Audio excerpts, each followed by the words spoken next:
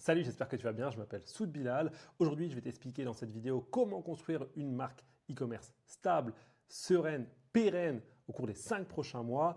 L'idée, c'est vraiment de déconstruire tout ce que tu as pu entendre dans les autres vidéos YouTube sur le sujet, notamment dans l'e-com francophone, parce qu'on va pas se mentir, il y a beaucoup de conneries, c'est beaucoup basé sur la chance. Moi, ma démarche, elle se différencie par rapport au fait que justement, on va partir sur de la data, des éléments factuels pour prendre des décisions pertinentes et pour pouvoir en fait avancer sereinement tout au long du cycle de vie donc, de ta marque. Donc s'il vous plaît, tous les mecs qui veulent se pavaner en Urus fluo, je sais pas, au bord donc, de Cannes ou je sais pas quoi, etc. Tout, vous n'êtes pas les bienvenus, s'il vous plaît, quittez la vidéo. Moi, je m'adresse uniquement aux personnes qui comprennent que le e-commerce, c'est un vrai business, c'est une vraie activité qui nécessite des compétences et surtout en fait de travailler dur.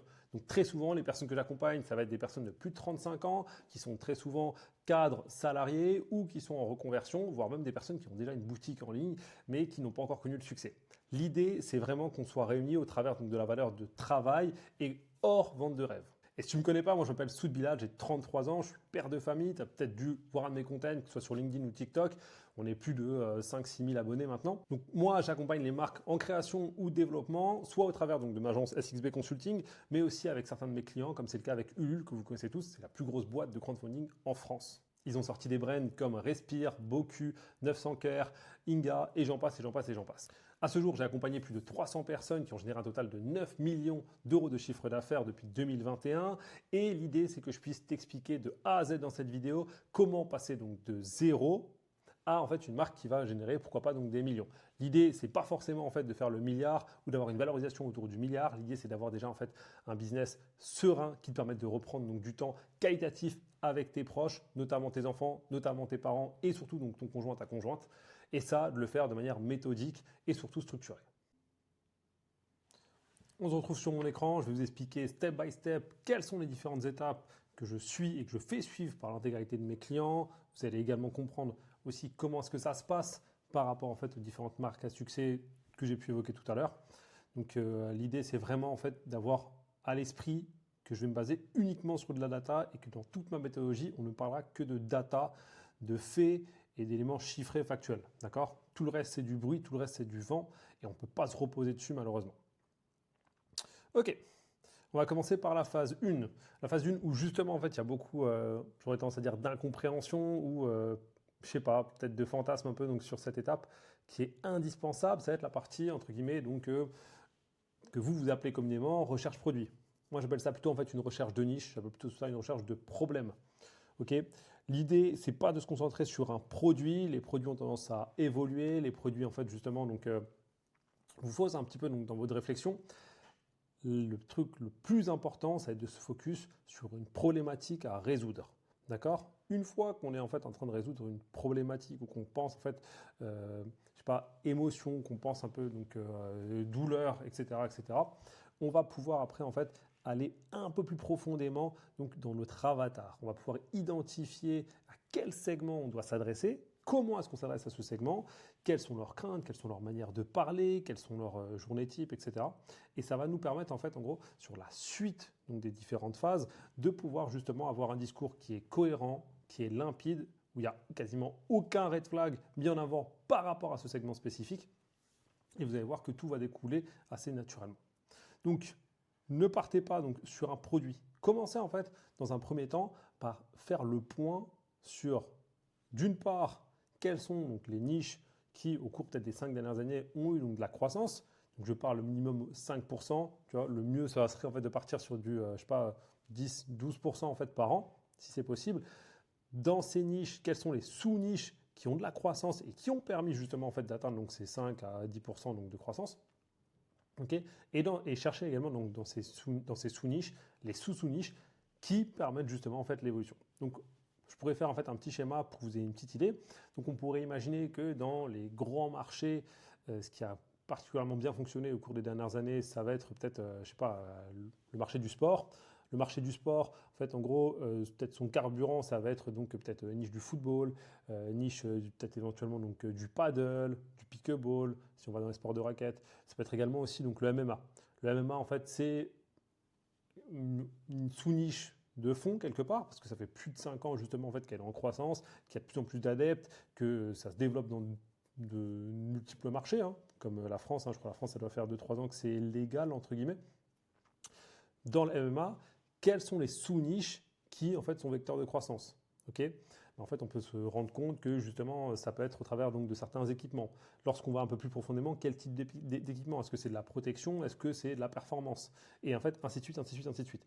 Et par rapport à ça, on va pouvoir identifier une problématique propre, soit aux personnes qui font donc du MMA en tant qu'amateurs, ou soit des personnes qui font du MMA en tant que peut-être semi-pro ou professionnel. D'accord? Et par rapport à ça, ce qu'il nous faut, c'est de pouvoir après donc, trouver une problématique que moi je vais appeler dure. Dure pour douloureuse, urgente et reconnue. D'accord? Ça, c'est indispensable. Vous verrez donc dans l'accompagnement, on en parle plus en détail, notamment sur tout ce qui concerne un peu donc, la réflexion un peu du client. Donc en fait, il y a plusieurs niveaux en fait, donc, de reconnaissance donc, du problème. Comment est-ce que je peux dire ça? Il y a plusieurs niveaux donc, de conscience donc, chez les clients. Et l'idée, c'est de pouvoir en fait avoir des clients qui sont plus ou moins systématiquement en fait dans les derniers niveaux. C'est-à-dire qu'en gros, ils sont conscients de leurs problématiques, ils sont conscients également peut-être des solutions qui existent pour pouvoir répondre à cette problématique. Voici par contre là ici donc les 5 vrais critères en ce qui concerne donc une problématique et même en fait un produit à succès. Donc dans un premier temps, ça va être le facteur unicité. Donc après avoir fait donc le travail en amont de la partie 1 entre guillemets, ça va être de se dire ok, comment est-ce qu'en fait je vais pouvoir donner une nouvelle vie à ce produit? Est-ce que peut-être que sur le marché il y a des possibilités donc d'évolution, donc peut-être qui sont incrémentales ou qui sont donc de rupture, mais je pense que pour la plupart ce sera plutôt donc de l'incrémental, c'est-à-dire qu'en gros on va avoir des innovations sur en fait je sais pas peut-être plus de confort sur l'utilisation du produit, sur en fait certains éléments donc du produit. Ça, c'est très important. Et nous, on va pouvoir se différencier peut-être grâce à ces innovations et également en fait en s'adressant à un public spécifique et restreint qui a peut-être été laissé de côté et où on va pouvoir passer pour être en fait en gros donc le spécialiste vis-à-vis donc de leurs problématiques. Deuxième point, jamais vu dans aucune vidéo francophone et très rarement en fait dans le marché US, ça va être la partie économique. Comme dit, c'est une vraie activité. On ne compte pas sur la chance pour développer en fait un business. On ne compte pas sur la chance pour même développer entre guillemets sa carrière. En tout cas, je ne vous le souhaite pas. L'idée, c'est de pouvoir avoir une maîtrise totale des coûts. Donc là, l'idée, c'est d'avoir au minimum, à mon sens, 75% de marge.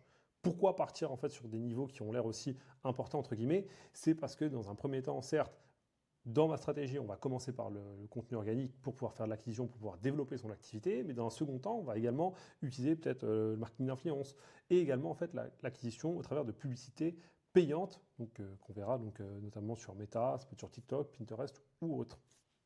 Et globalement, en fait, en gros, ça va créer donc des coûts d'acquisition qui vont en fait faire fondre cette marge de 75%. Donc c'est pour ça que c'est dès le départ méga important de commencer par 75%. Vous allez avoir deux possibilités, c'est soit de partir sur un produit avec de la récurrence, c'est-à-dire qu'en gros vous allez avoir donc, je sais pas, une taille donc, de clientèle plus ou moins grande qui va pouvoir acheter à période régulière, ça peut être tous les mois, tous les 3 mois, etc. Tout. Ou sinon en fait en gros donc des produits plus one shot, à la limite on peut imaginer les acheter 2 fois si en fait c'est un cadeau ou qu'il y a de la casse sur le long terme, mais dans l'idée globalement c'est ces deux options qui s'offrent à vous. Quand vous êtes débutant, j'aurais tendance toujours à vous conseiller de commencer uniquement par des produits un peu plus one-shot. Et dans un second temps, lorsque vous allez pouvoir en fait faire votre boss, on pourra imaginer tout doucement arriver avec un produit donc, qui a de la récurrence. Parce qu'en termes de logistique, c'est quand même un peu plus compliqué à gérer. Et en termes également en fait, de satisfaction client, il faut être quand même à un certain niveau donc, de capacité, entre guillemets. Ok. Troisième point, ça va être l'efficacité rapide. Donc comme dit, nous, on ne va pas partir sur du vent, on part que sur des éléments factuels. Donc il va falloir qu'on cède. Très souvent, en fait, ça va être des études qui vont nous permettre, en fait, en gros, grâce donc, je sais pas, le facteur scientifique, de pouvoir savoir qu'une solution, comme par exemple la lumière rouge, peut justement, en fait, à partir de 2 semaines, avoir des effets bénéfiques sur peut-être la récupération, sur peut-être le sommeil, ou j'en passe et j'en passe et j'en passe. Mais l'idée, c'est que systématiquement, on puisse avoir en fait une efficacité qui se passe au travers donc d'une période de 2 semaines et surtout en fait qui puisse être étayée par des recherches scientifiques. Moi en tout cas, c'est vers ça que je tends très souvent, pour pas dire systématiquement, parce que je trouve qu'en termes donc de confiance, en termes donc justement en fait de valeur, on est sur quelque chose qui est vraiment intéressant et là, ça nous permettra en fait de se baser sur du réel et de créer quelque chose donc, de long terme. Quatrième point, c'est le marché. Donc là, volontairement, je vous ai mis le marché mainstream. Donc très souvent aussi, ça c'est l'erreur, c'est que vous voulez parler en fait à tout le monde. D'accord? Vous voulez vous adresser à une problématique générale qui touche des millions, voire des milliards de personnes. Non. L'idée, c'est dans un premier temps, comme toutes les grosses marques l'ont fait, et par rapport à ça, je vous conseille de lire donc L'Art de la Victoire de Phil Knight, qui est le fondateur de Nike, qui explique que dès le départ, dans les années 70, à la naissance donc, de Nike, ils ont commencé ultra nichés. Ils ont commencé par une paire de chaussures et un sport. Le sport, c'était en fait la course à pied. Il y avait très peu d'adeptes et globalement, c'est au travers de la course à pied qu'ils ont pu justement s'introduire au marché, enfin pénétrer le marché, commencer à générer des ventes, commencer à générer de la confiance, commencer à montrer un petit peu donc d'une part que c'était en fait une marque innovante et surtout de qualité et fiable, d'accord? Et c'est seulement au bout donc, de 5 à 10 ans qu'ils ont commencé un peu donc, à s'élargir avec le tennis et après peut-être une dizaine, quinzaine d'années plus tard avec le basket. D'accord? Mais dans un premier temps, si on veut réussir, systématiquement, on doit accepter le fait d'être niché. Ce facteur niché vous permettra en fait de créer encore plus d'engagement avec donc, la communauté en question, d'accord? Même si c'est comme dit un petit segment d'âge, ça peut être du 30-35, des personnes qui sont, admettons, voilà, digital nomades de 30 à 35 ans, et qui ont en fait une problématique par rapport à leurs affaires ou par rapport, je sais pas, genre à leur sac, admettons. Donc digital nomade, ils travaillent avec leur ordinateur partout dans le monde. Leur ordinateur, c'est leur bien le plus important. Ils n'ont pas envie donc de risquer de le casser avec donc des sacs un peu, je sais pas, peu qualitatifs. Donc ils vont acheter en fait un sac ultra qualitatif parce qu'ils savent que c'est un indispensable et qu'ils se doivent en fait en gros donc je sais pas qu'il pleuve, qu'il neige, qu'il vente, d'avoir en fait leur sac dans leur ordinateur dans de bonnes conditions. Donc comme dit, on peut s'adresser uniquement à ce public dans un premier temps et après tout doucement élargir. D'accord? Et pareil, il y a des marques comme Kabaya qui justement en fait ont fait donc, ce pari-là à s'adresser à un petit segment de population. Donc c'était les actifs, je sais pas, qui cherchaient justement en fait à pouvoir ranger un maximum de choses tout en ayant un petit peu la classe avec un sac un peu stylé et fonctionnel. Ok? Petit à petit après ils sont adressés à un public beaucoup plus large avec notamment les étudiants. Ok? Donc bien sûr, comme j'ai évoqué tout à l'heure, le critère bonus, ça va être la récurrence. Est-ce qu'on est donc un produit qui est un consommable, que les gens vont pouvoir racheter et qui nous permettra en fait en gros donc d'avoir de la prédictabilité sur nos résultats, notamment en fait en gros sur le moyen long terme. Ok, donc ça, ces critères sont indispensables. Comme dit, faites très attention, notamment en fait sur cette erreur que je vois quasiment systématiquement, qui est vraiment en fait en gros donc la peur un peu de tout le monde de se dire ok non mais j'ai peur de trop me nicher parce que je vais pas parler à assez de monde, etc. J'ai envie de développer une grosse marque, j'ai peur de me priver en fait d'un certain public, etc. Sauf que quand on parle à tout le monde, on a en fait un contenu qui fait très générique dans son message, dans son approche, etc. Tout, personne ne va se sentir compris, personne ne va se reconnaître dans notre discours, alors que dès qu'on a une approche spécifique, juste avec un segment en fait, de la population, là en fait on va directement pouvoir créer de l'engagement, avoir des gens qui se reconnaissent dans notre discours, dans la problématique qu'on est en train donc d'évoquer, qui vont après commenter, qui vont après liker, qui vont après consommer donc notre produit et qui vont en fait être une des premières pierres en termes de trust sur en fait le reste du marché. Parce que ces gens-là vont pouvoir en fait se battre corps et âme pour notre marque. Ils vont pouvoir prouver et montrer en fait qu'on est une marque sérieuse et qu'on a justement pu leur apporter donc, de la qualité, de la sérénité, etc. Tout. Et ça sera beaucoup plus simple de construire sur cette base-là ultra solide. Donc maintenant, comment est-ce qu'on peut faire justement pour pouvoir trouver donc en fait peut-être des niches ou des sous-niches qui sont intéressantes lorsque justement en fait on n'a pas spécialement en fait d'idée. Donc il y a deux méthodes. Je vais vous les présenter toutes les deux, hein, comme dit. Hein. Dans l'idée, c'est que vous puissiez bien en fait comprendre un peu la manière dont je structure ma pensée. Première méthode, c'est utiliser donc l'existant. C'est les deux se basent sur ce point-là. C'est-à-dire qu'en gros, on va aller notamment sur le Shopify App Store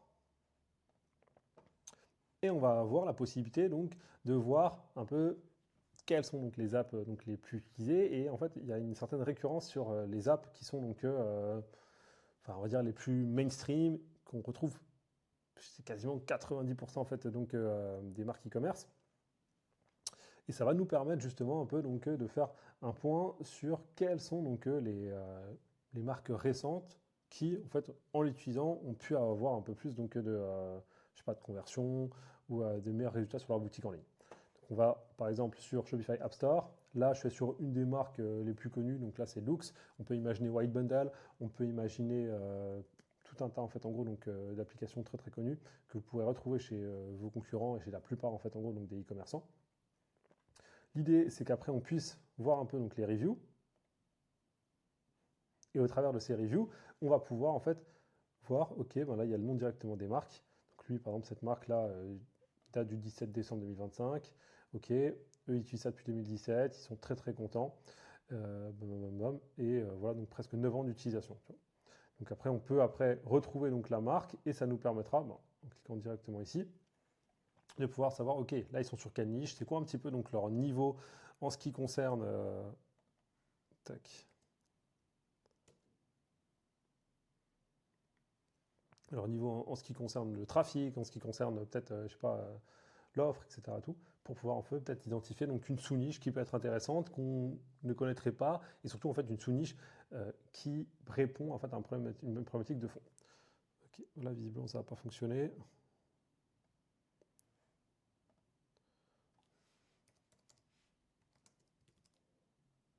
Tac. On va taper le nom sur Google, on va tomber sur la boutique, et après on va pouvoir utiliser donc des outils que je vais vous évoquer, qui vous permettront de faire le point réellement sur le trafic, son état de trafic, etc. Voilà. Donc là, c'est les produits pour bébé, comme l'indiquait le nom en vrai de vrai. Donc la niche, tout ce qui est animaux de compagnie, tout ce qui est enfant, c'est forcément donc des niches où il y a énormément en fait de demandes. Donc c'est également donc des niches où pour la plupart en fait en gros donc les acheteurs ne regardent pas la dépense, ils veulent vraiment avoir de la qualité, donc ça peut être des niches très intéressantes.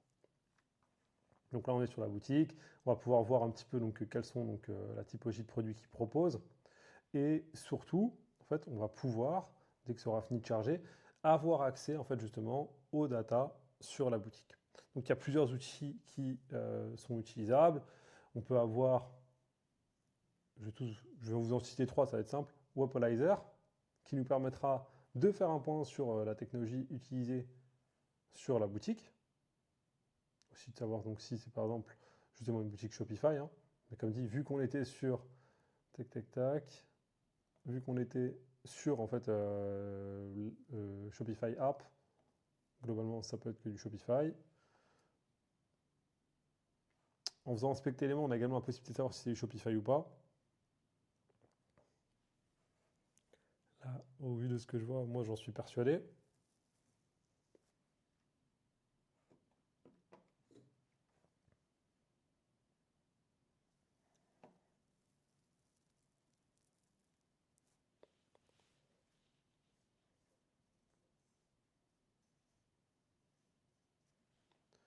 Tac, tac, tac. Et là, dans les filtres,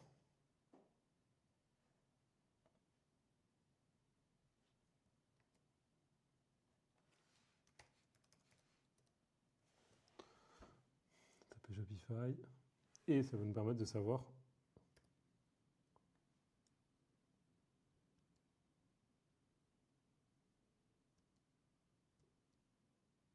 si c'est bien le CMS qui est utilisé. Tac, tac, tac.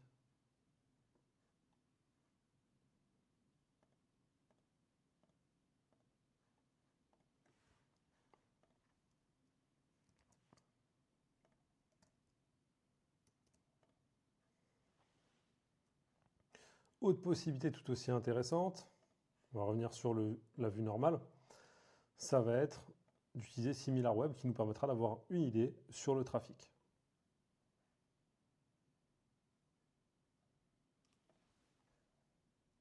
Donc c'est une extension, elle est gratuite. Sur le site, vous avez la possibilité donc, de faire 5 recherches par jour. Et ça nous permet d'avoir en fait en gros des informations sur le trafic d'une boutique e-commerce.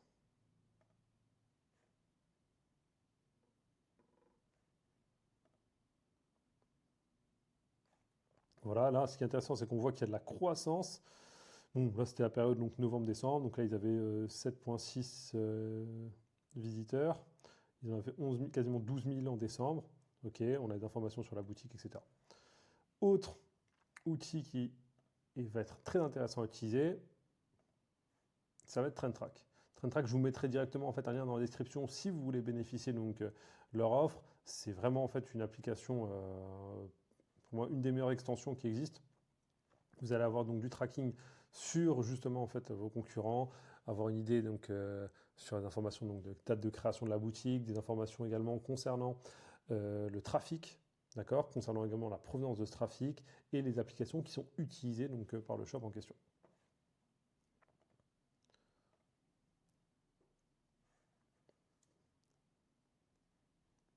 Et bien évidemment, qui vous dira, donc si là on est sur donc, du Shopify ou un autre CMS, trois quarts du temps, hein, comme dit, les meilleurs boutiques e-commerce exploitent Shopify en termes de CMS, donc ça sera très souvent ça. Des fois il y a du WooCommerce, c'est clair, mais bon, généralement on va vraiment être sur du Shopify.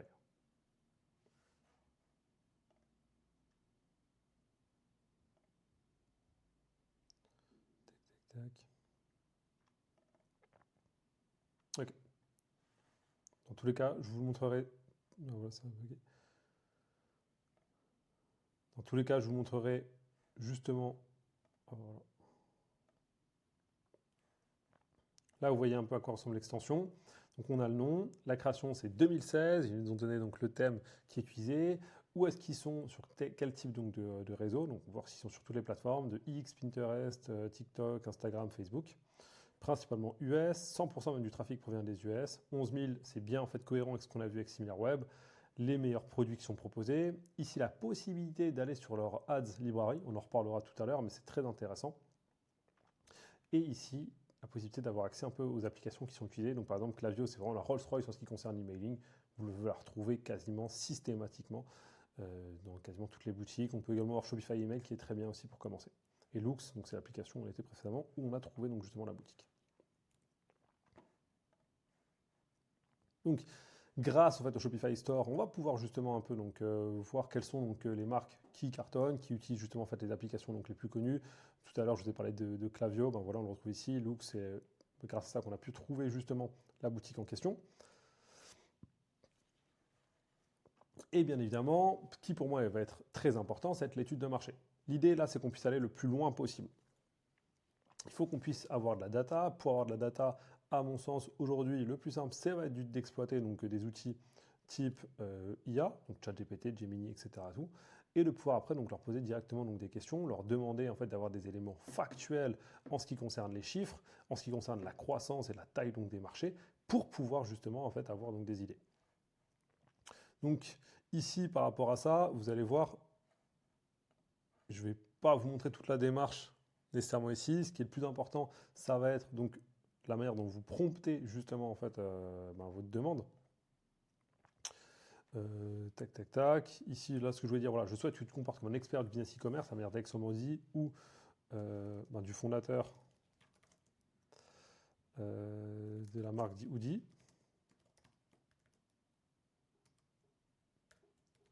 Aide-moi à réunir l'information sur les marchés où je pourrais à l'avenir me nicher. Donc là, je veux dire, commençons global.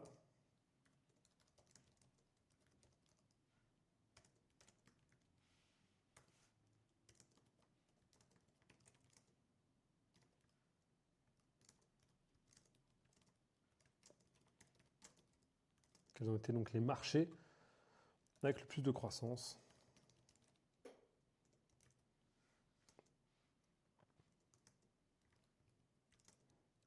Grâce à quel sous-marché cette croissance est-elle?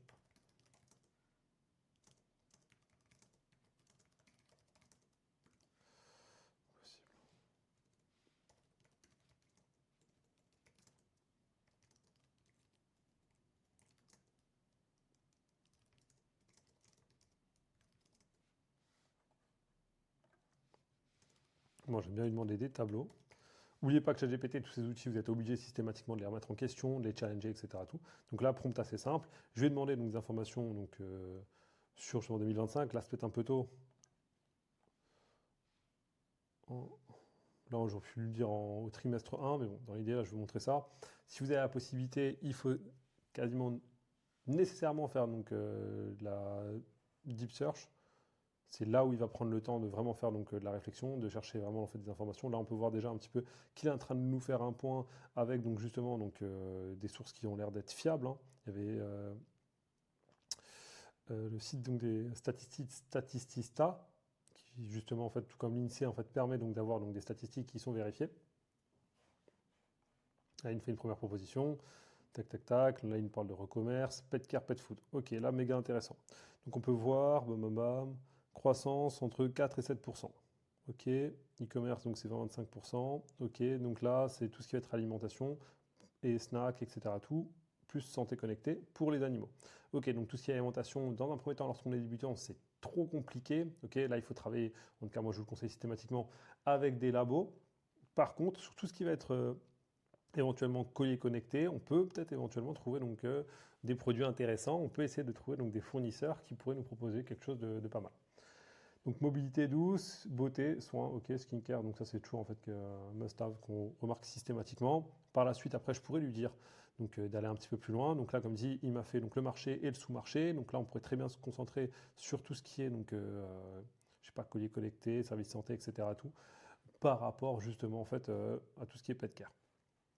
D'accord? Dans l'idée, c'est vraiment après de leur mettre en question, de rechecker toutes les sources qu'ils vous proposent pour vraiment en fait s'assurer qu'on est sur quelque chose de cohérent. Là, par exemple, au niveau de la date, je ne suis pas très très sûr de ce qu'il m'a proposé.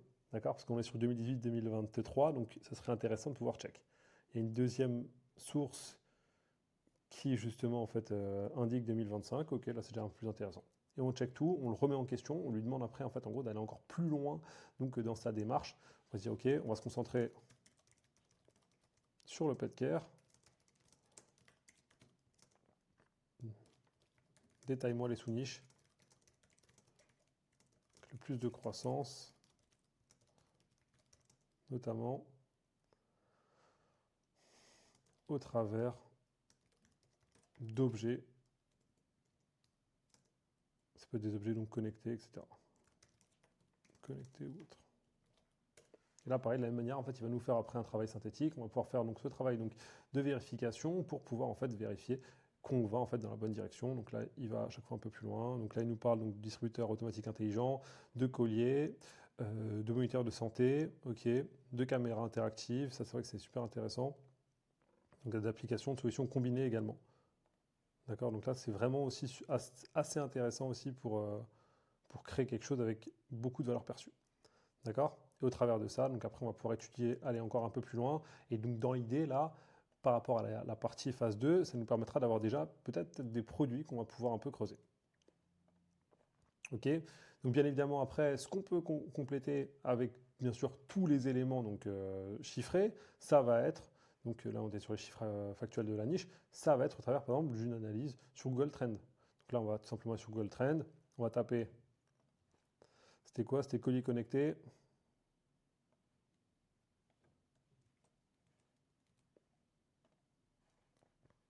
Bam, bam, bam. Avant, j'avais fait une petite recherche sur la boubou. Parce que là, l'objectif, c'est vraiment en fait d'avoir quelque chose de stable sur les 5 dernières années et justement d'éviter tous ces éléments très trendy, très. Comment est-ce que je peux dire ça? Tous ces produits en fait, en gros, qui sont un peu donc la poudre aux yeux et qui sont un petit peu donc des étoiles filantes. D'accord? Donc la boubou, c'est un très bon exemple. Ok, on a l'impression que justement, en fait, c'est un produit qui est depuis longtemps, où il y a une hype depuis longtemps, mais non, sauf que ça a commencé vraiment en 2025. Là, j'ai fait donc les recherches sur les 5 dernières années. D'accord? On peut voir que c'est monté aussi vite que c'est redescendu. Et que là, en fait, on est vraiment, en fait, à nouveau, on va retomber au niveau donc, de 2024, quoi. D'accord, donc quasiment rien. Ok? Donc ça, c'est les produits à éviter. Nous, on veut vraiment répondre à des problématiques de fond. Donc tous les produits répondent à des problématiques, ok, ça je veux bien, si on fait un peu les philosophes, mais dans l'idée, certains produits créent de vraies tendances. Et donc c'est pour ça que Google Trend est intéressant par rapport à ça, parce qu'à nouveau on est sur du factuel. Et là, on évite l'effet head spinner, la boubou, on va partir sur des vrais produits, comme ce qu'on a pu voir. Donc là, bam, on enlève ça. Là, je vais mettre collier connecté chien. Et comme ça, on va pouvoir voir un peu ce qui se passe. Tac, tac, tac. Je suis allé uniquement en France. Peut-être qu'il y avait trop de mots-clés. Tac, tac, tac, tac, tac. Ok, pas grand-chose.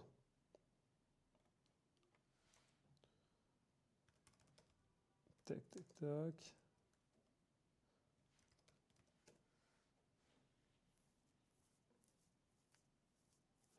Collier chien, ok, là on a beaucoup plus de recherches. Ok, en termes d'intérêt. Donc là, peut-être que ici, tac, tac, tac. Si je mets animaux,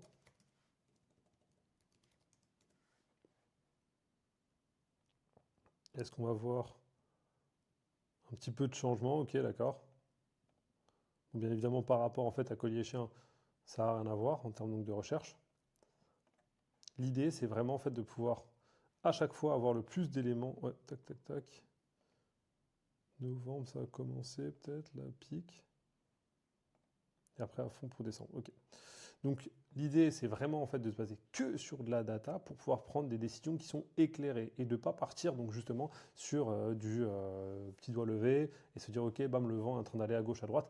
C'est comme ça en fait justement que je vais pouvoir créer une marque qui est là pour le très longtemps et qui est là sur le long terme. Ok. En plus de ça, ce qui est possible de faire, donc bien sûr, c'est d'analyser donc l'intégralité des concurrents sur donc la thématique qu'on est en train d'évoquer. Ben là, c'est tout ce qui était pet care notamment. Et surtout, pourquoi pas en fait d'aller directement questionner la cible. Donc pour pouvoir en fait justement trouver donc des éléments concernant la problématique dure de notre cible, il y a tout un tas donc d'éléments et il y a notamment en fait les groupes Facebook. Les groupes Facebook ou les forums Reddit, ça c'est à votre convenance, permettent de rencontrer des gens qui souffrent d'une problématique et qui en parlent sans détour. Et donc nous après ce qui peut être intéressant, dans un premier temps, on est quand même dit dans la phase 1, ça va être de leur poser des questions. Dire ok, qu'est-ce qui se passe? Est-ce que tu peux m'en dire plus? Quelles sont les solutions que tu as pu essayer?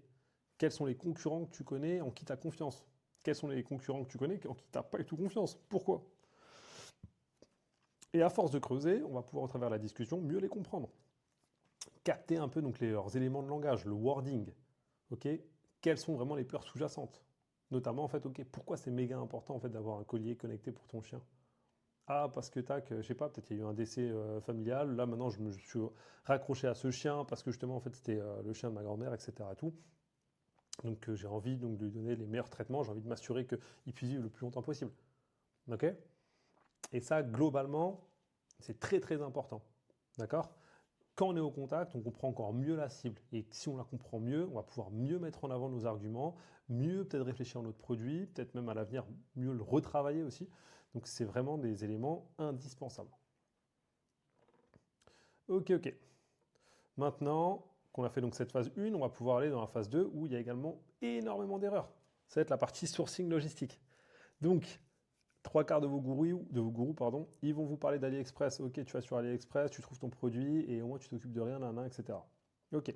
Donc, dans l'idée, je comprends, ça peut être très intéressant pour tester en fait un marché, valider donc son PMF, donc son produit de market fit, savoir justement en fait si on est en notre offre est en adéquation avec donc la demande, ok, et le segment cible.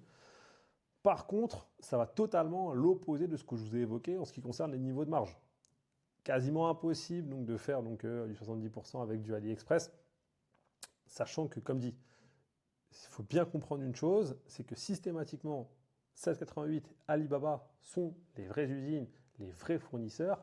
AliExpress, c'est des revendeurs, c'est-à-dire que c'est des personnes, des détaillants qui vont acheter peut-être, je sais pas, 50 produits donc, sur Alibaba, un truc qui marche bien, et après ils vont les détailler, entre guillemets, ils vont les revendre, en fait, généralement, ça va être aux Européens par ce biais-là. D'accord? Et donc, ils vont se faire une marge, bien évidemment, sur le produit. Et moi, de plus en plus, ce que j'ai pu voir, notamment sur 2025, sur le deuxième semestre, c'est qu'ils se font une marge, mais de plus en plus conséquente, sur l'expédition. Donc, ils mangent en fait dans les deux cas. Donc, ce qui fait que vous, après, vous êtes bloqué et vous retrouvez en fait devoir vendre des produits qui, en plus, pour la plupart, sont plus ou moins des babioles parce qu'il n'y a jamais de recherche de fond sur la problématique, à des prix exorbitants ou en fait à faire donc des marges qui sont quasiment nulles, surtout lorsque vous passez par une solution payante type ads, d'accord, publicité en ligne. Ce qui est intéressant, c'est de passer directement chez les fournisseurs, ne pas prendre d'intermédiaire. On va directement sur Alibaba et on a la possibilité justement en fait de faire des recherches, surtout avec les outils IA qui existent maintenant et qui sont très intéressants. Donc je vais vous en montrer certains. Ouais, directement sur le site d'Alibaba.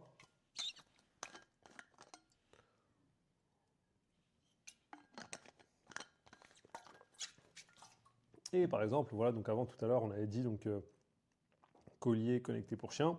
Je vais avoir la possibilité, peut-être, donc déjà de faire des recherches sur Google, de peut-être trouver un petit peu donc des concurrents qui sont intéressants par rapport à ça, de faire un screen de leurs produits, de voir s'il est déjà disponible sur Alibaba, de faire même des demandes justement de devis pour la création de ce produit. Nous, dans notre cas de figure, on va taper tout simplement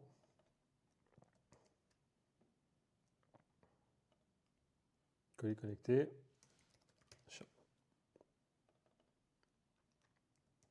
Ils ont maintenant également des outils de deep search, donc c'est méga intéressant parce qu'on va avoir la possibilité justement donc d'avoir vraiment accès aux meilleurs fournisseurs et surtout avoir une pluralité de fournisseurs pour prendre en fait une décision la plus éclairée. Donc moi, pour notre exemple, je ne vais pas faire donc, le deep search, je vais directement y aller et après en fait on va avoir la possibilité d'avoir une liste de fournisseurs, de vrais fournisseurs, de pouvoir après mettre en place donc certains filtres. Parce qu'encore une fois, une des choses que je ne vois jamais et qui pourtant, en fait, en gros, peut vous emmener au tribunal, c'est la certification. C'est se dire, OK, est-ce que mon produit est commercialisable en fait en Europe ou en France? Donc, par exemple, est-ce qu'il a la norme CE? Trois quarts des e-commerçants, enfin en tout cas dropshippers ou des gourous d'internet ne vont jamais en fait vous parler de ça comme si c'était pas, je sais pas, comme si c'était une commodité, comme si c'était pas en fait important. Donc les filtres qu'on voudra, ça va être principalement un gros niveau de qualité, donc on veut du 4.5 ou du 5. Et ici, tac tac tac, je peux être sur 5. On veut également la possibilité d'avoir un maximum de certifications. Donc après, bien sûr, là, ce qu'il faudrait faire, c'est pousser également la recherche par rapport en fait à ce type de produit pour animaux, afin justement en fait de savoir ok quelles sont les certifications, quelles sont les normes, quels sont en fait les éléments indispensables pour pouvoir commercialiser un produit de ce type. Donc là, tac tac tac. Donc bien sûr, on va prendre des fournisseurs vérifiés.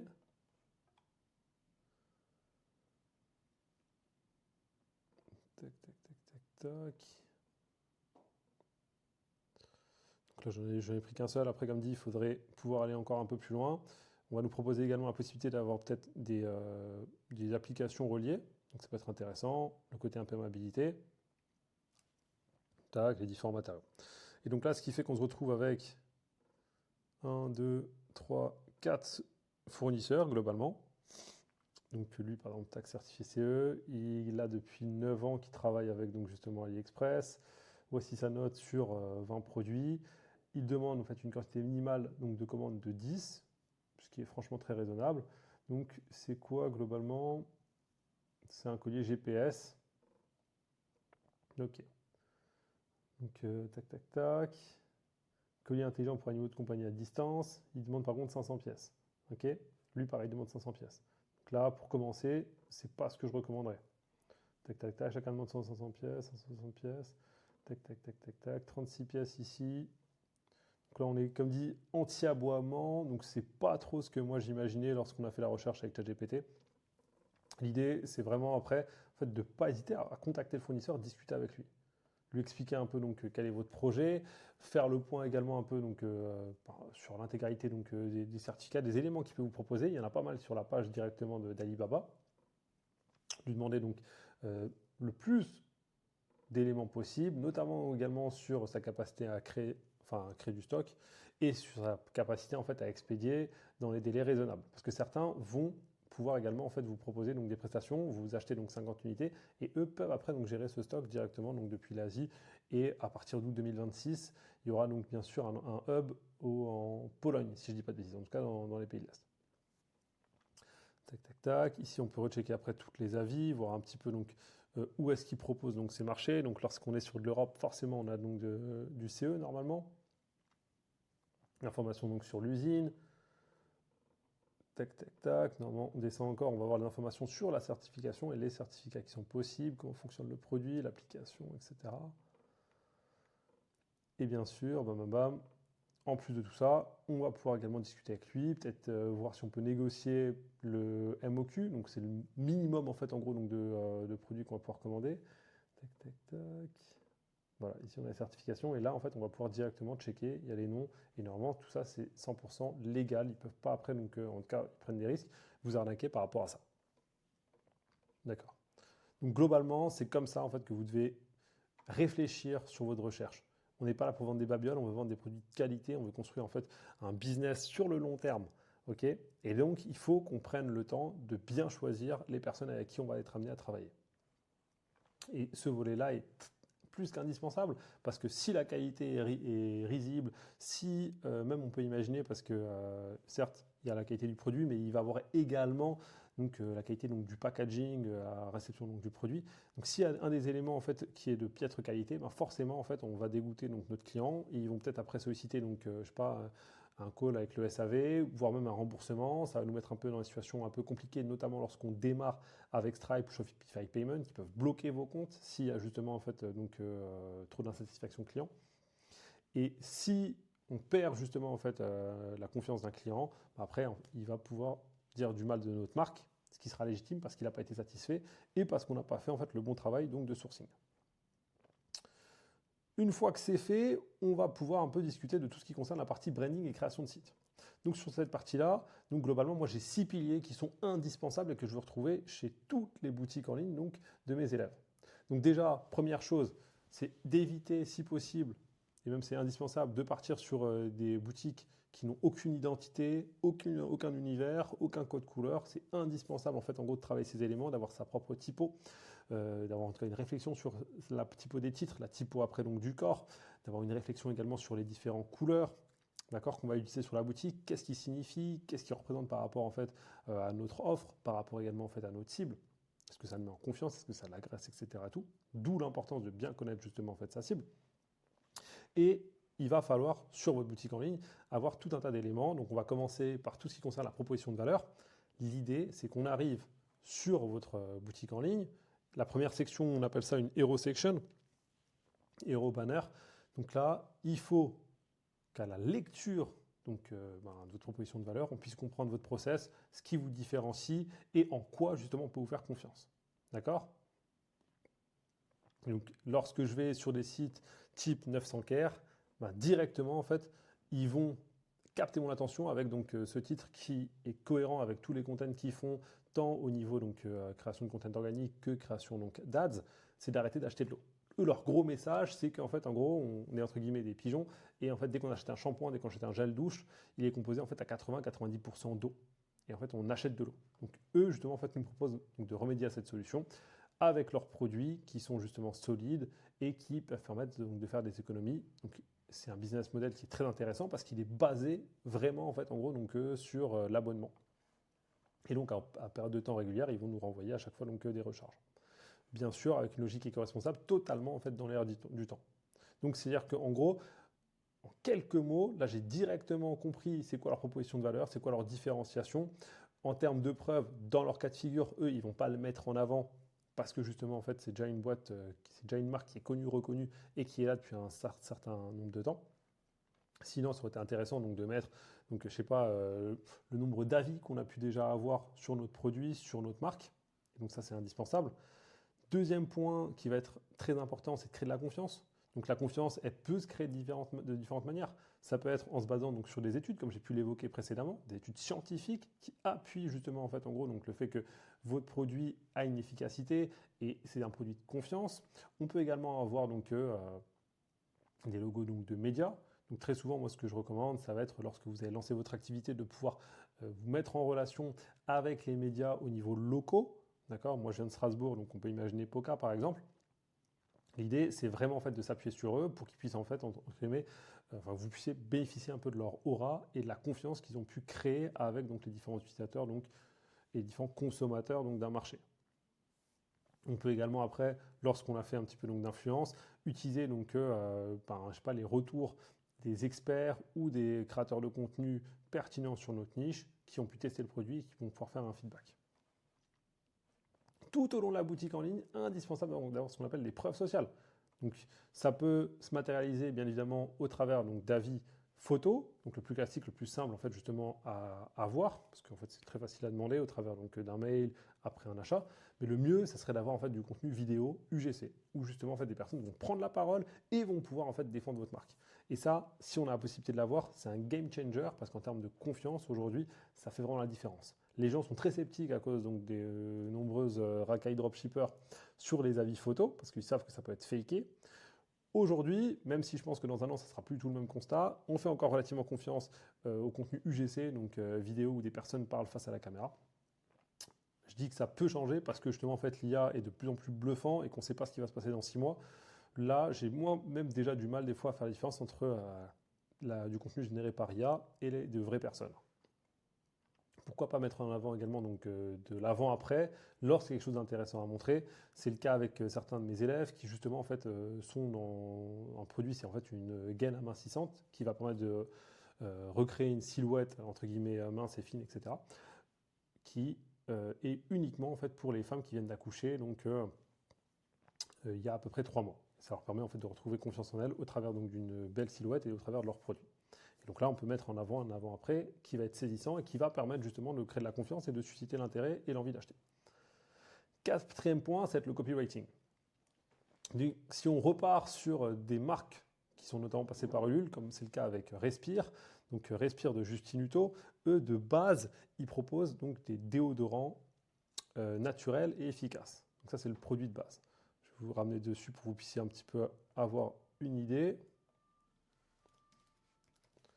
Donc, si on va sur la marque Respire, bon, aujourd'hui, ils ont étoffé leur gamme de produits, mais de base, ils sont en fait sur uniquement en fait les déodorants. Et globalement, comment est-ce qu'ils ont fait pour justement travailler un petit peu donc, leur image et créer un peu de l'émotion en ce qui concerne justement en fait leurs produits?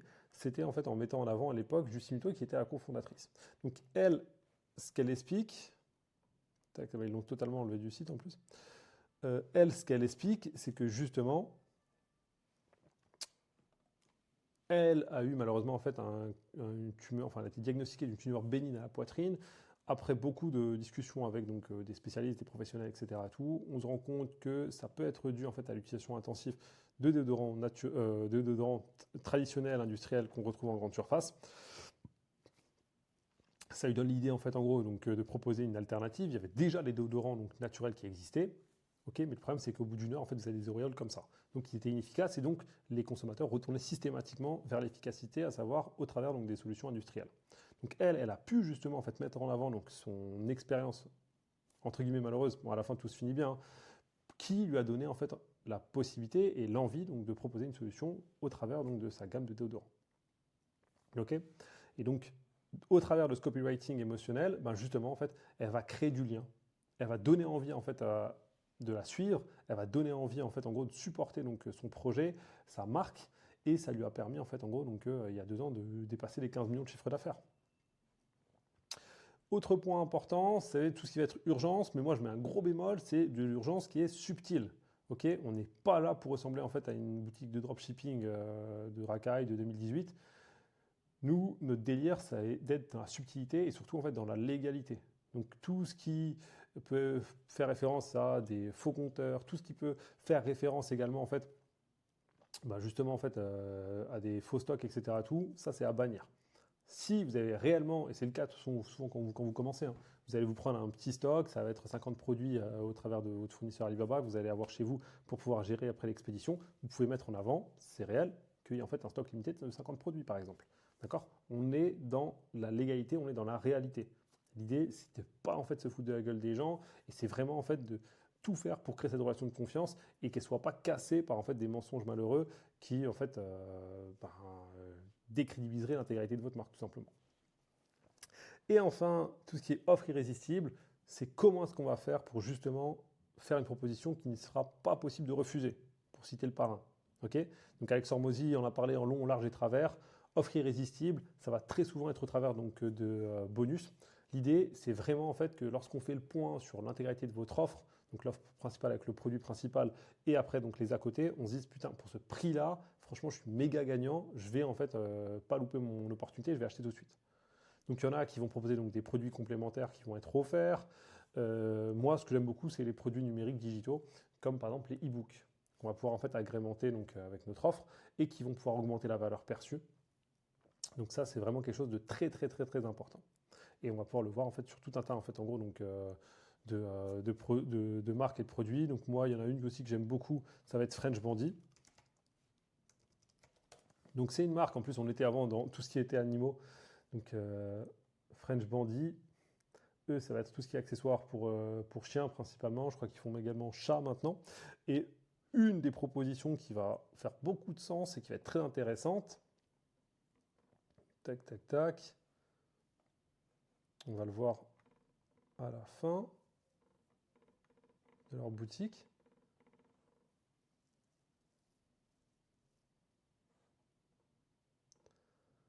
Ça va être voilà ça. C'est-à-dire que pour toute première commande, on va proposer en fait un médaillon gratuit Donc ça peut être un médaillon pour chien ou pour chat, il me semble. Et ça, vraiment, en fait, ça va pousser vraiment en fait à la consommation, ça va pousser en fait au fait en fait en gros de passer à l'action et de commander en fait justement un produit. Donc ça, c'est pour moi une excellente manière de capturer les mails et en plus de pousser à l'achat. Donc c'est vraiment en fait un très très bel exemple. Et en plus de ça, on est sur la thématique qu'on a évoquée tout à l'heure avec donc notre utilisation donc, de ChatGPT et notre point sur la croissance donc du marché, donc tout ce qui était pet care. Pour que vous ayez une idée, hein, pour French Bandit, 2019, plus de 77 000 visiteurs sur leur boutique en décembre, donc c'est énorme. Pour que vous ayez une petite idée, généralement, on a des taux de conversion qui sont de 3%, donc en moyenne, donc je dis bien une moyenne. Donc l'idée, c'est après, en fait, en gros, de trouver les 3% de 77 000 et en fait, en gros, donc, de multiplier par le prix moyen des produits sur la boutique, où là, on doit être peut-être, tac, j'ai l'impression une trentaine d'euros, quoi. D'accord? Et après, ça vous donne une idée, plus ou moins, en fait, en gros, donc, du chiffre d'affaires généré par la boutique sur une période donnée. Donc là, ce serait la période donc, du mois de décembre. Et encore, c'est souvent approximatif parce qu'en fait, on n'a pas aussi les indications sur toutes les personnes qui ont peut-être, je sais pas, qui sont abonnées peut-être à une des solutions, à des produits ou autres. Donc là, ici, on peut voir qu'ils sont actifs parce qu'il y a 63 publicités qui sont en train de tourner en même temps actuellement uniquement sur Meta, donc Instagram et sur Facebook. Et là, pareil, donc les applications qu'on évoquait tout à l'heure. D'accord? Et bien sûr, si après on va un peu plus loin sur notamment les TikTok, les Instagram, on va pouvoir voir un peu donc, quelle est leur stratégie donc, en ce qui concerne l'acquisition. Mais globalement, indispensable de comprendre cette phase, elle est très importante et elle vous permettra vraiment en fait, en gros, de créer une boutique qui gère la confiance et qui donne en fait envie donc d'être converti. Donc bien évidemment, je le rappelle, si dans votre cas de figure vous pouvez, et enfin tu peux justement avoir cette envie donc d'être accompagné, de vouloir en fait développer ta marque e-commerce parce que justement en fait tu es dans une situation où tu es cadre, tu as suivi un peu donc toutes les différentes étapes concernant donc je sais pas les études etc. tout comme c'était mon cas. Donc je l'évoquerai dans une autre vidéo hein, bien sûr, hein, mais dans l'idée, tu as fait ton bac plus 5 comme moi, tu as été cadre après pendant plusieurs années donc dans une structure intéressante, tu as gagné ton argent. Au final, tu t'es rendu compte que ben, tout simplement, en fait, tu donnais quasiment plus de 60 heures par semaine à ton activité, ce qui faisait que tu rentrais chez toi, tu étais KO. Soit donc, ça faisait que tu ne pouvais pas construire quelque chose de stable avec un homme ou une femme parce que en fait, le travail prenait trop de place dans ta vie. Ou deuxième aussi situation qui est aussi pas cool, c'est que en fait, en gros, tu as réussi à trouver quelqu'un pour construire en fait, ton projet de vie. Tu as un enfant ou des enfants, mais tu n'as pas le temps en fait, en gros, et d'énergie à leur consacrer. Donc, comme dit, je sais ce que c'est. J'ai également en fait une fille qui est en bas âge. Et c'est méga important en fait d'être présent. Ça fait du bien d'être présent en fait dans ces moments-là. Mais très souvent en fait vos activités, surtout à haute responsabilité, ne vous le permettent pas. Et donc malheureusement en fait on passe à côté de pas mal de moments importants donc de la vie de nos enfants. Et surtout en fait on culpabilise parce que justement en fait on n'est pas toujours en fait au pic de notre énergie pour pouvoir en fait profiter avec eux. Donc comme dit, moi tu peux regarder et chercher en fait l'intégralité donc des informations qui me concernent, notamment sur LinkedIn. Tu pourras voir justement en fait qu'il y a plus de 47 personnes qui m'ont mis en fait 5 étoiles. Également voir un peu l'intégralité donc de mon parcours, voir également en fait donc depuis combien de temps je travaille par exemple avec des marques comme Ulule. Tu pourras également voir donc mon agence SXB Consulting, les avis qui sont comme dit sur Trustpilot ou qui sont également sur Google My Business, donc Google Review, où tu peux voir que justement en fait en gros ben là au cours des dernières années il y a plus de 350, 400 personnes qui ont été accompagnées au travers de e-commerce, que globalement en fait tout le monde est très satisfait donc ben, en fait de mon accompagnement. Plus de 9 millions ont été générés et que moi, globalement, c'est systématiquement des personnes comme toi. Dans le sens où c'est des personnes qui ont plus ou moins mon âge, on est sur du 35 et plus, des personnes en fait qui ont des trains de vie où le travail est très important, qui ont fait des études, qui ont en fait ont pas mal de réflexions sur en fait comment est-ce qu'on gère une activité, créer une activité, etc. Et tout. Et moi, je vous accompagne de zéro pour pouvoir en fait comprendre un petit peu donc comment est-ce que moi je fonctionne par rapport en fait à ma stratégie, uniquement basée sur de la data, uniquement basée sur des éléments factuels et pertinents. Donc si tu es intéressé, je te laisse aller dans le lien qui est dans la description pour pouvoir en fait remplir un petit formulaire et être recontacté si tu fais partie justement un peu donc, du profil que je recherche et avec qui j'aime travailler.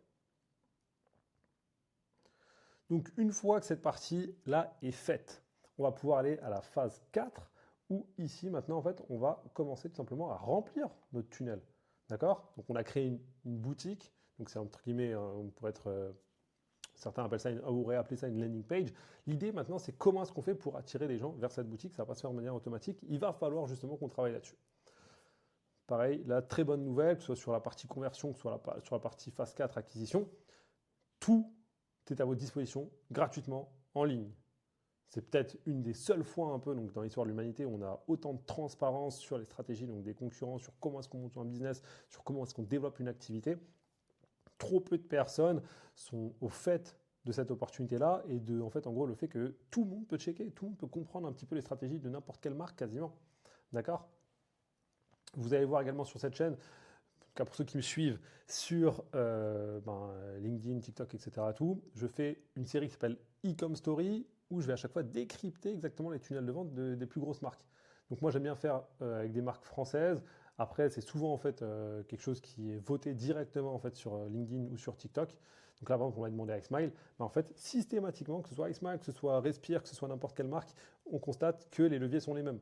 On va avoir déjà en fait une offre claire adaptée en fait à un segment de la population. Donc après ça dépend toujours de la taille et de l'ancienneté de la structure hein, bien sûr. Une histoire des fondateurs qui est mise en avant. Alors pourquoi aujourd'hui c'est vraiment indispensable? Ok, c'est ça qui va faire la différence, c'est ça qui va faire qu'on va aller vers toi, parce qu'on se retrouve dans ton discours, parce qu'on fait confiance un petit peu à ce que tu nous dis, parce que je sais pas, on a peut-être vécu des choses similaires. Et systématiquement, en fait, on va avoir l'acquisition qui est découpée en deux. La partie organique, sur les plateformes que vous connaissez déjà, sur lesquelles on va quasiment tous les jours, j'ai envie de dire. Donc ici, pour le cas d'iSmile, ça a été au travers d'Instagram et de TikTok. Eux, ils envoyaient donc un content par jour, donc 7 reels par semaine, 3 stories par jour. L'idée, c'est vraiment en fait donc de créer de la confiance, c'est de faire des annonces, c'est de présenter les produits, c'est de montrer qu'ils sont justement en fait pertinents et que c'est des solutions efficaces. Pareil globalement sur TikTok, alors que même que sur TikTok c'était encore plus poussé parce qu'ils envoyaient en fait jusqu'à 12 contents en une seule journée. Donc là c'était en fait le 29 septembre dernier. L'idée c'est vraiment de rester top of mind, que lorsqu'on pense en fait solution dentaire, on pense iSmile, c'est développer sa notoriété, de créer en fait ce lien et humaniser aussi cette niche des soins dentaires qui très souvent était très très froide, où on n'avait que les grands noms comme Colgate, etc. tout, avec des mecs en blouse blanche. Créer de la confiance avec son audience et surtout, on y reviendra tout à l'heure, en fait c'est aussi une manière très intelligente de tester ses contents et ses hooks avant de les exploiter en ads. Mais on y reviendra. D'accord? Et systématiquement, en fait, en gros, on se rend compte que en fait, tout ce contenu, on peut le retrouver. Tu vas sur TikTok, d'iSmile, Respire, Boku, peu importe, et tu regardes un peu, ok, quels sont les contenus qu'il a envoyés en fait au cours de ces derniers jours. Quelles sont en fait en gros donc les différences entre ces contenus, pourquoi est-ce qu'il les a envoyés, et d'essayer de comprendre le pourquoi du comment au final. D'accord? Et là, dans l'idée, en fait, en gros, ce qu'il faut se dire, c'est que globalement, on va travailler sur 3 strates. Tofu, Mofu, Bofu. Donc Tofu, c'est top of the funnel, Mofu, c'est middle of the funnel, et Bofu, c'est bottom of the funnel. Top of the funnel, l'idée, là, c'est vraiment en fait de générer de la visibilité, d'attirer l'attention. D'accord? Au travers de ça, pardon. Au travers de ça, tu vas pouvoir justement en fait créer du contenu qui va en fait générer donc des vues, qui vont permettre en fait de faire savoir que ta marque existe, que tu réponds à une problématique spécifique, que tu parles à une audience spécifique et de susciter un peu d'intérêt. Lorsqu'après on va aller donc dans la partie Mofu, donc c'est un contenu qui est un peu différent, beaucoup plus éducatif et qui suscite beaucoup plus d'engagement. Ben là en fait en gros tu vas avoir des gens qui vont avoir vraiment beaucoup plus d'intérêt par rapport à ta marque parce qu'ils l'ont déjà découvert. Maintenant ils ont été peut-être intrigués sur un peu donc le fonctionnement donc, de ta solution, et ils vont commencer à te poser des questions en commentaire, ils vont commencer à liker, ils vont commencer à s'abonner, ils vont peut-être même commencer sur ta boutique en ligne. D'accord? Et à la fin, le beau fou, donc là, c'est au travers donc, de plusieurs manières. Ça va être soit en fait un contenu spécifique ou justement en fait on va vraiment mettre en avant donc peut-être le pricing, la FOMO ou peut-être je sais pas peut-être certains éléments relatifs au stock. Je fais ah ouais tac c'est maintenant il faut que tu viennes acheter. Ça peut être également aussi tout simplement en fait d'embrasser donc des discussions, soit au travers de l'emailing si tu as déjà pu choper donc les mails de tes prospects au travers en fait en gros je sais pas de ton outil de capture de mail sur ta boutique en ligne ou également au travers simplement en fait de messages. Instagram, ça peut aller super vite. Tu peux très facilement les DM, discuter, poser des questions et après en fait en gros donc les rassurer sur pourquoi ta solution est la bonne. L'organique, c'est une vraie opportunité pour de multiples raisons. Un, parce que l'organique, en fait, c'est gratuit. Tout le monde a à sa disposition en fait un iPhone, enfin ou un téléphone type smartphone pour pouvoir filmer, raconter une histoire, etc. Tout. Il n'y a pas besoin d'avoir en fait en gros des équipements de dingue, etc. Tout, surtout au début. D'accord? Les outils type TikTok ont en fait une capacité de viralité qui est juste dingue. Tu peux avoir 0 follower et quand même réussir en fait à, je sais pas, à toucher 1 million de personnes. Là où c'est méga intéressant, c'est que ça va être un petit peu donc, je sais pas, notre laboratoire. On va pouvoir tester tout un tas donc, de choses, vu que c'est gratuit, on peut tester à l'infini. Moi j'aime bien quand on envoie au minimum un produit, un content pardon, par jour, d'accord? Et ça va nous permettre d'une part donc, de générer donc, les premiers trafics sur la boutique en ligne, générer les premières ventes, valider notre PMF, le produit de market fit, savoir que notre offre est bien en adéquation avec une cible spécifique et que ça fonctionne et qu'ils nous comprennent. Bien évidemment, également, ça nous permettra en fait donc, de tester les contenus, parce que les contenus qui vont fonctionner, qui vont avoir soit de la viralité, mais surtout de la conversion, donc ce n'est pas forcément celles qui font plus de vues, attention, hein, faire méga gaffe, pour les réexploiter après en publicité payante sur la phase 5. Okay, et bien sûr, grâce à ces premières ventes, on va pouvoir en fait financer notre publicité future. Deuxième étape, donc ça c'est vraiment la première, celle qui en fait il faut s'imaginer, si vous avez la vision long terme, être capable en fait en gros donc de créer du contenu organique pendant au moins 3, 4, 5 ans.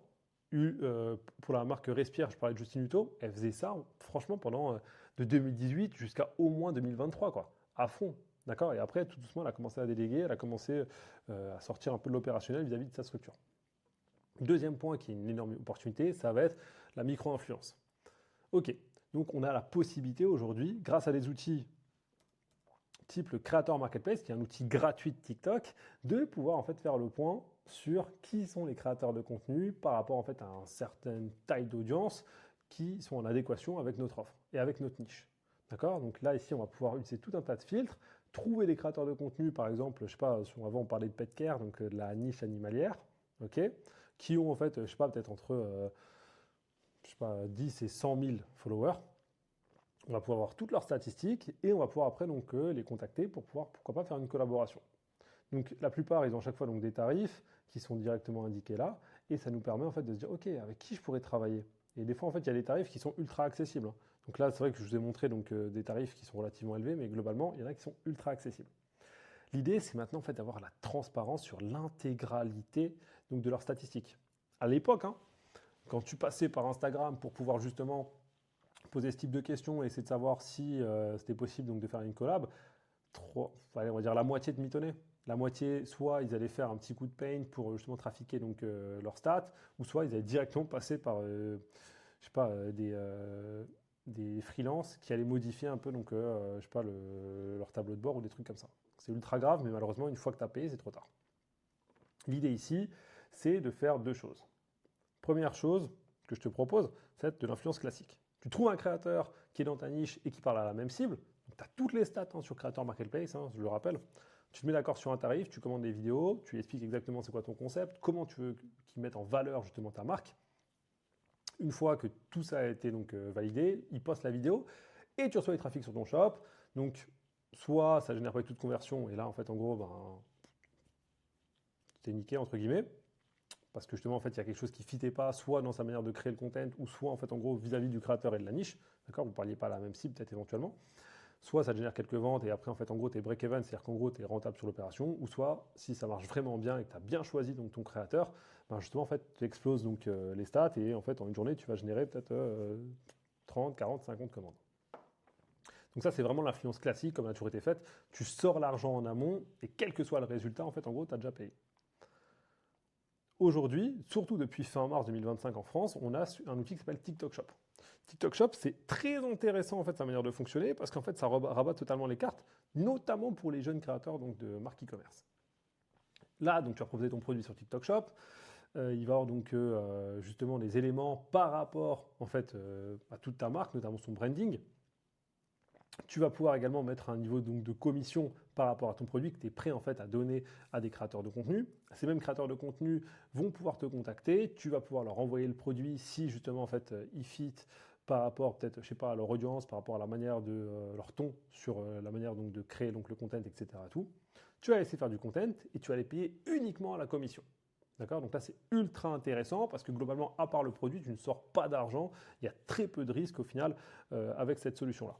Moi, je pense que ces deux manières donc, de fonctionner, donc l'influence classique et TikTok Shop, elles sont toutes les deux pertinentes. Donc il y en a une, il faut bien faire attention avec qui on va faire donc, le biz. Donc le créateur, c'est ultra important, mais aujourd'hui, grâce à Creator Marketplace, on a la possibilité d'avoir accès à tous les chiffres, toute la data. Et après, donc c'est à toi de prendre donc, tes décisions, c'est à toi en fait au travers donc, de vos discussions de pouvoir savoir, ok, est-ce que cette personne peut représenter donc ma marque et va justement en fait embellir l'image de marque ou pas. Ok. Et globalement en fait, avec la création de contenu organique et avec en fait un peu d'influence, on a la possibilité très rapidement en fait en gros de générer 5, 10, voire même 15K de chiffre d'affaires.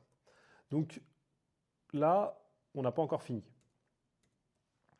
L'idée, c'est que maintenant qu'on a pu valider notre PMF, qu'on a pu trouver en fait en gros donc des formats qui fonctionnaient bien, que ce soit à travers de notre contenu ou que ce soit en fait au contenu donc, de créateurs type influenceur, on va pouvoir appuyer sur l'accélérateur. Parce qu'on a pu déjà générer des ventes, peut-être qu'on a déjà dû être confronté avec du SAV, on a pu justement mettre en place donc, tout un tas donc, de process et de systèmes pour pouvoir justement en fait, avoir encore plus donc, de trafic sur notre boutique en ligne et pour pouvoir servir et surtout satisfaire encore plus de clients.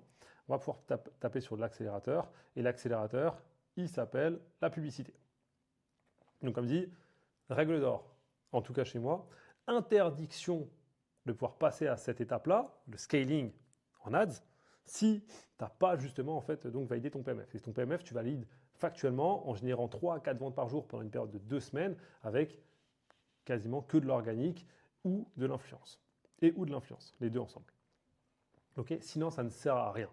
Donc c'est pour ça aussi que ça m'énerve et c'est pour ça aujourd'hui que je prends la parole, parce que l'intégralité donc, des gourous donc, de l'e-com francophone et même US, eux, ils vont systématiquement en fait, vous plumer en d'une part, vous vous en payez donc, une formation qui des fois vaut ce que ça vaut. Il y en a des très bonnes, hein, mais qui pour la plupart ne vaut pas grand-chose, parce qu'on retrouve tout sur YouTube et globalement, en fait, c'est à chaque fois donc, que des éléments où il y a très peu de réflexion. Et surtout, en fait, au lieu de vous faire construire quelque chose donc, de stable et long terme, on va vous demander de claquer encore de l'oseille sur donc, du contenu payant, alors qu'on a validé aucun des fondamentaux. D'accord? Donc nous, vu qu'on a déjà trouvé donc, des formats qui marchent bien en organique, on va pouvoir les réexploiter directement en publicité, parce qu'aujourd'hui, une bonne publicité sur les réseaux sociaux, c'est un bon contenu organique. Et en plus de ça, on va peut-être même avoir l'opportunité, si on a mis des éléments contractuels entre nous et les créateurs de contenu qui ont fait la promotion de notre produit, pouvoir réexploiter également leur contenu. Donc c'est ultra intéressant. Et en fait, en troisième, on va faire donc du contenu statique. Et pour ce faire, en fait, on va s'inspirer donc de ce qui fonctionne déjà sur le marché en allant tout simplement sur la bibliothèque publicitaire de Meta. La bibliothèque publicitaire de Meta, c'est un outil qui est gratuit et qui vous permettra en fait en gros de voir toutes les publicités payantes de vos concurrents ou des différents acteurs d'un marché. D'accord? Donc pareil, c'est pour ça que je vous dis qu'aujourd'hui on vit une période incroyable parce que tout est à notre disposition, tout est transparent en vrai de vrai. Et comme je l'ai expliqué tout à l'heure, globalement, avec ma stratégie, vous avez la possibilité donc, de faire quelque chose de vertueux, d'avoir un vrai cycle vertueux, à savoir, ok, on génère donc du contenu organique qui nous génère donc des ventes et nous permet en fait de développer un peu donc, nos capitaux et notre trésorerie. On réexploite après ces contenus organiques en publicité qui justement en fait vont avoir donc c'est même pas de la chance, mais qui vont avoir donc de grandes opportunités donc de fonctionner parce que justement ça a déjà été validé en organique, d'accord. On analyse après donc l'intégralité donc de la data, des KPI, etc. Tout. Ça nous permet bien sûr soit de couper ou soit en fait en gros donc de scaler l'ADS et surtout après on va pouvoir donc réinvestir cet argent pour d'une part du stock, améliorer le produit, se verser également un salaire. Hein. C'est aussi une des raisons pour laquelle en fait on s'est lancé dans cette activité, dans ce business-là. Et également, en fait, en gros, améliorer nos contenus organiques, faire peut-être un nouveau test sur certains angles et en fait améliorer la satisfaction de nos clients. Et globalement, en fait, en gros, c'est un cercle vertueux et c'est vraiment la stratégie de production que je trouve aujourd'hui en fait la plus optimale et la plus pertinente, notamment en fait en gros lorsqu'on débute et notamment en fait lorsqu'on n'a pas encore une grande équipe. Les capitaux aussi vous permettront aussi petit à petit de vous sortir de l'opérationnel, de placer des personnes de confiance. Moi, je conseille systématiquement au départ, ne serait-ce que pour le SAV, placer après des personnes de confiance pour vous accompagner peut-être dans la création de vos ads. Il y a des agences très très bien par rapport à ça. Et continuellement améliorer votre offre.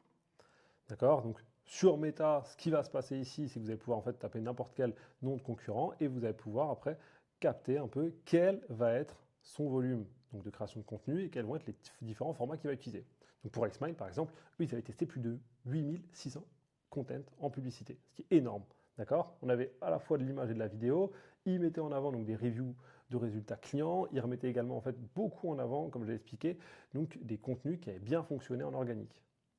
Et globalement, en fait, en gros, ça leur permettait donc de générer tout un trafic sur leur boutique en ligne. Donc là, j'avais des chiffres.